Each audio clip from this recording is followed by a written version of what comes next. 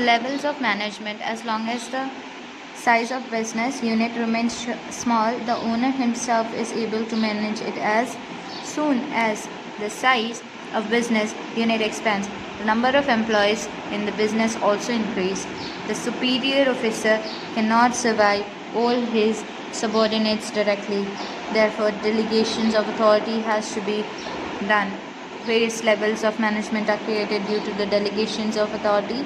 The more of these levels of management exist, the higher will be the expense. As a result, control as well as coordination become difficult. यहाँ आपको क्या बताया जा रहा है कि कोई भी बिज़नेस जो होता है वो तब तक ही छोटा रहेगा उसका साइज़ जब तक उसका मैनेजमेंट उसी तरह चलाता रहेगा, और एक बिज़नेस तभी ही बढ़ता है जब मैनेजमेंट आगे बढ़ने की कोशिश करता है। जितने ज़्यादा नंबर ऑफ़ एम्प्लॉयज़ यानी कि काम करने वाले लोग होंगे उतना ही ज़्यादा बिज़नेस बढ़ेगा, और एक बार बिज़नेस अगर बढ़ेगा तो वो दूसरी चीज़ों को डायरेक्टली अपने अथॉरिटी के अंडर में काम में ले पाएंगे, और मैनेजमेंट एक अथॉरिटी बनाकर काम करे तो ही वो सक्सेसफुल हो सकती है, वरना नहीं।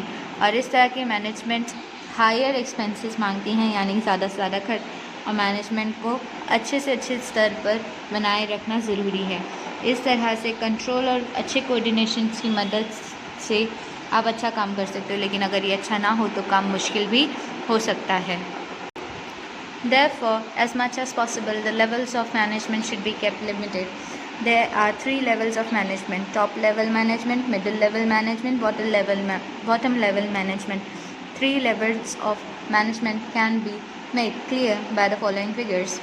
यहाँ पे आपको बताया जा रहा है कि मैनेजमेंट की कोई लिमिट नहीं होती, कुछ लिमिट्स होती हैं, और वो लिमिट्स जो उनको 3 हिस्सों में बांटा गया है।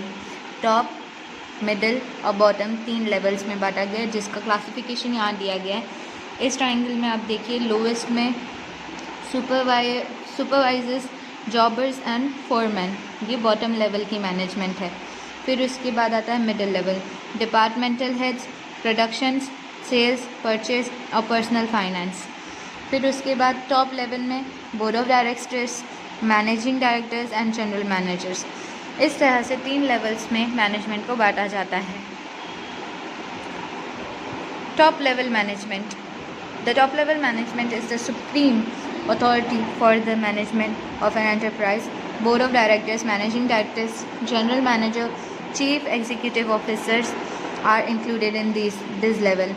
यहाँ पर बोर्ड ऑफ डायरेक्टर यानी BOD, managing director, general manager जैसे GM कहा जाता है, MD कहा जाता है, और CEO, ये लोग मिलकर बड़े फैसले लेते हैं।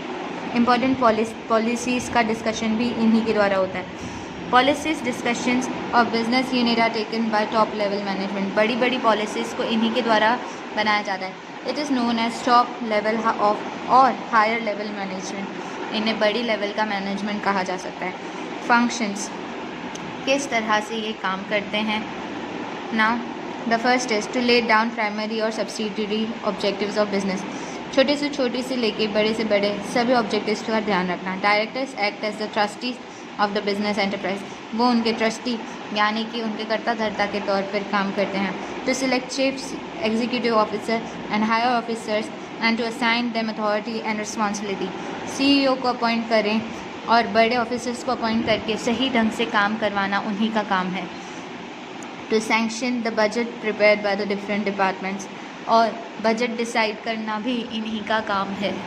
उसके बाद to abide by law and to take care of interest of different stake holders of the business, और दूसरे लॉज सभी जगह पर इस्तेमाल में लाना और सभी स्टेक होल्डर्स को जोड़े रखना भी इन्हीं का काम है। To make strategic decisions by making long term plans, लंबे समय के प्लान्स बनाकर सही स्ट्रैटेजी से डिसीजन लेना। To analyse and resolve complex problems of management as per legal provisions, legal तरीक़ों से सही फैसलों को लेकर प्रॉब्लम्स को रिजॉल्व करना।